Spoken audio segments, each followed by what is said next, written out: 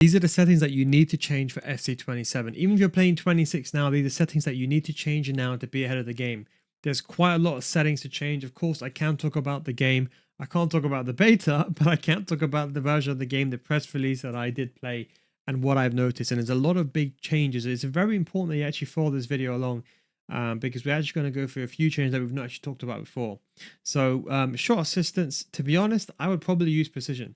I think even in that press build, I found that with defending being a bit more, I suppose you can say AI, less AI heavy, I suppose you can put it that way, less chances of getting into those angles, maybe when you're up against players this year. I think precision shooting is probably the one to go with this year, in my opinion. If you're new to the game, keep on assist, it's fine. Now, this is a big one. Through pass assistance is on semi. Now, when you play FC27 for the first time, I've already made videos on this, but just in case no one has seen those videos, through balls are completely manual. I think the best way of explaining it is, imagine through balls are basically like a precision pass or a precision shot. Wherever you aim your through ball, the ball will go. So when the game comes out, if you're part of the Patreon series, you've already got a full video on that in detail. But wherever you aim, that's where the ball's going to go. So it's not that through passes are bad. Now, you can't technically prepare for this. Now, you could technically try using manual.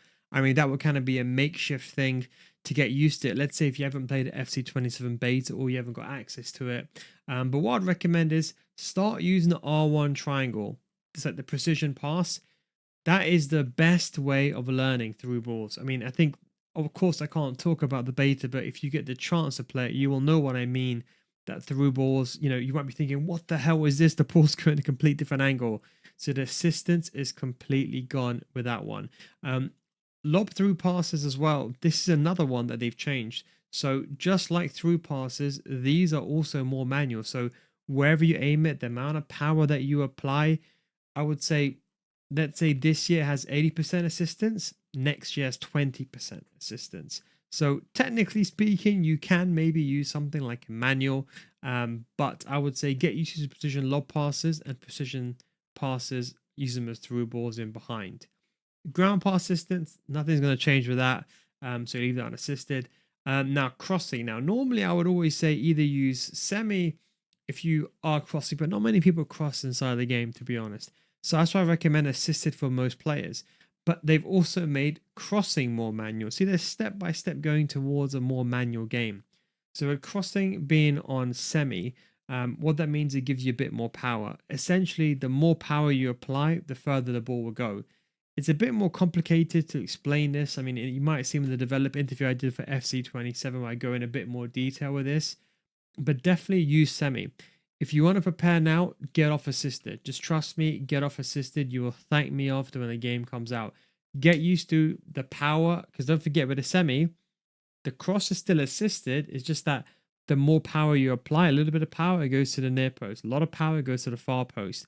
So definitely use semi. Even if you've never used it before, just get used to it if you want to get ahead of the game.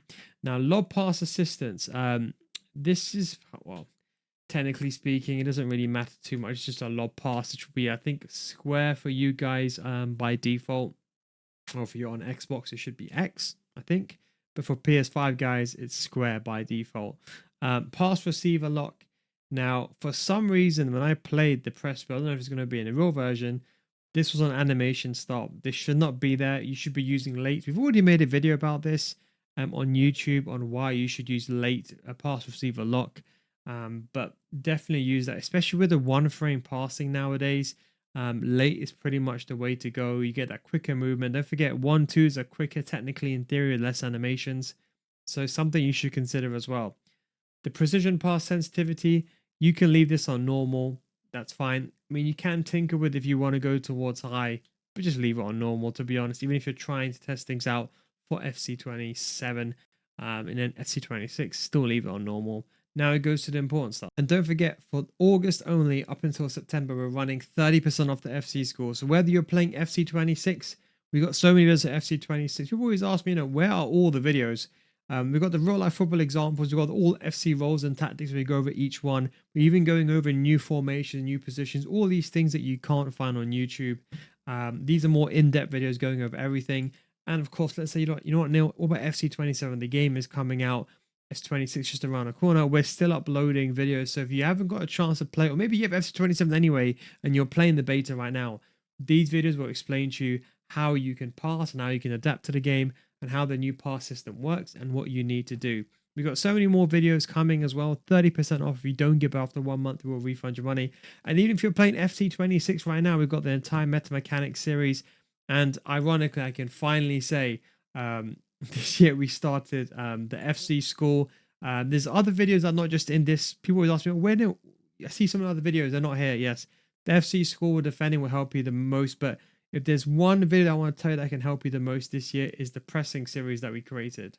And this is the video that I wanted to go over. Of course, we have a pro gameplay analysis as well, but one detail that really goes over is called the pressing 101. So it's a 3-part series where you learn how to press. You see pro players, how they press, and then you see probably the longest video. You'll see a 30-minute video on pressing, how it's evolved from like the olden days to the new days, how to adapt, how to press, when to move the players, when to go and press. We kind of go through everything in this video. So especially with pressing becoming a bit more manual as well, it's very, very important you check those videos out. We also got gameplay examples as well from those pro guys. So link is down below in the description. Don't forget, use code early at checkout for 30% off.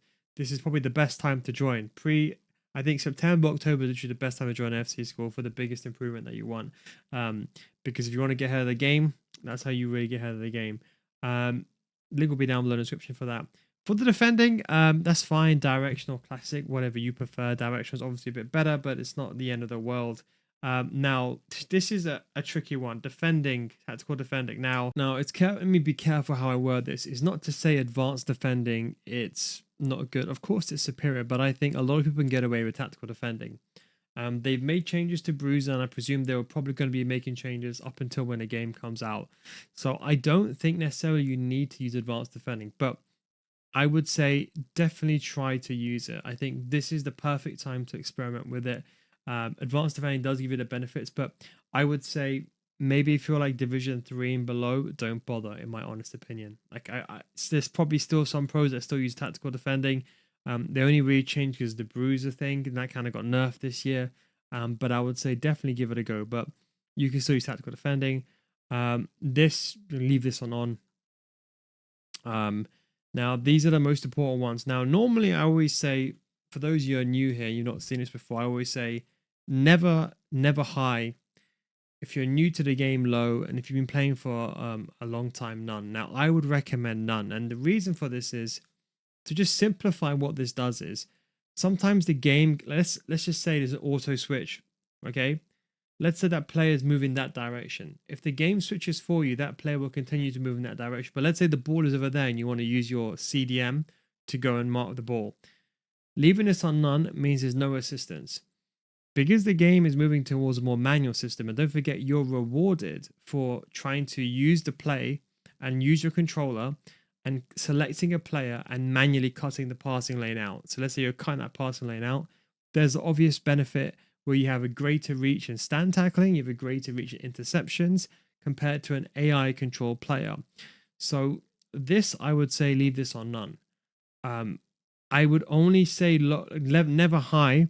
I would only say low if you're literally just bought the game for the first time. Let's say you watch the World Cup and you like, I want to get into FC. Otherwise, leave this on none. I know it's going to be a big difference for a lot of you guys, but it's going to give you a lot more control, because that way, if you want to move forward, you can move forward yourself. The game won't move backwards or try to. And it's important to notice this is the terminology they use is auto switch is when keeps the player who you've auto switched to moving in their current direction for a short period of time. So if they're running back, they're going to keep running back. So it can take you some time to get used to, but you really want to learn this for next year. Right stick switching classic, probably still the best one to go with. Now, this is another important one. Ball relative or player relative. We've already made videos on this. Check out them out on my channel, actually. If you're part of the Patreon, we've got a full in-depth video coming on this very, very soon. I think there's actually more of, you might see some contradictory information on this, but I would say there's actually more of a reason now to use ball relative, and I'll explain to you why.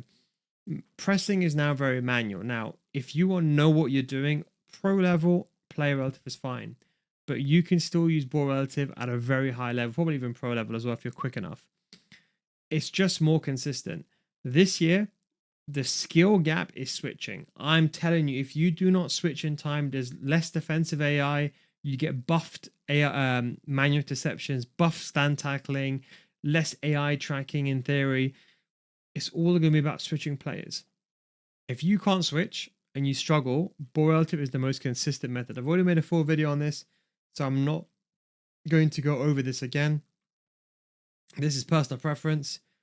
Another one I would say a must change. Now, I actually use Classic my entire life. Okay. Now, when I ask the developers, I've asked them what have they done to L1 switching this year. L1 switching, I'm sure people are saying the same thing now. I thought it was just me, I thought I was mad at one point, but no, I'm not. Everyone is saying the same thing. I asked the devs and they're like, we haven't changed anything. Now, what I think is that I don't think they're lying, but I think they've changed something else and it's indirectly affected player switching. Maybe because the animations are quicker or the logic has changed. Maybe because they made the game quicker, so logic has changed. But before, Classic used to pick the right player every single time. But this year, they've nerfed teammate contain. So not only is your right stick switching got to be good, so has your L1 switching. So closest to the ball is effectively when you press the L1 button, it's going to be ready. So let's say you press the L1 button, the next player closest to the ball is going to be ready. Because they've nerfed AI defense, as I mentioned as well, they've nerfed auto tackling, they buffed interception, they buffed stand tackling. You want to be able to switch early and react manually. So definitely put this to close on the ball. Reaction time calibration, just turn this on off. I think there might be a fix this year, but just turn this on off for now. Player lock, another must have. Unless you're new to the game, then you can turn this off. But I would say for most people, turn this on. Okay. They said explicitly in an interview, although it's subject to change, you can only trigger one player at a time now.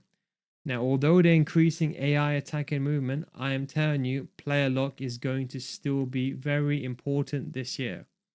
So important.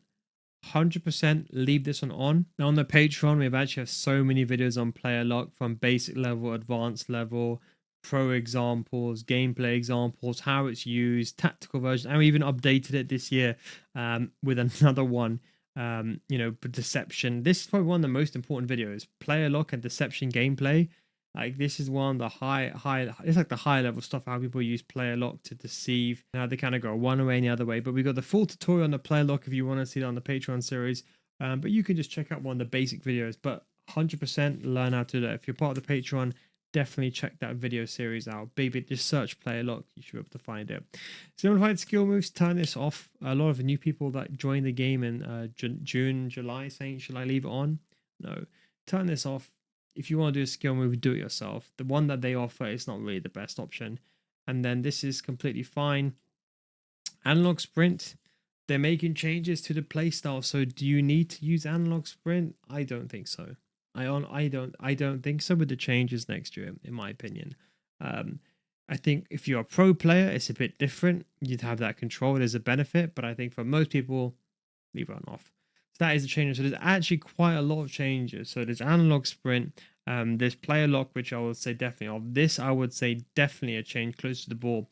Ball relative kind of a bit different. Another one, definite one you have to change. Also, auto switching should be on air balls and loose balls, in my opinion. Just leave it on that. Do not put it on automatic. 50-50 there, depending on what you want to choose. Possible lock late, and then the through balls, technically, you can put it on manual, but you can kind of force it. And then precision shooting is probably what I'd recommend this year. Anyway, guys, hope you enjoyed this video. Don't forget, if you want to get best 26 or 27 as well, links down below in the description. Use code early. Don't forget, if you don't get both after 1 month, we'll refund your money for less than the price of a KFC meal or Nando's meal nowadays. You can get my FC score. If you don't give up the 1 month, we will refund your money. That is a no guys guarantee. So you've got nothing to lose. Anyways, thanks for watching. Take it easy. Catch you next time. Peace.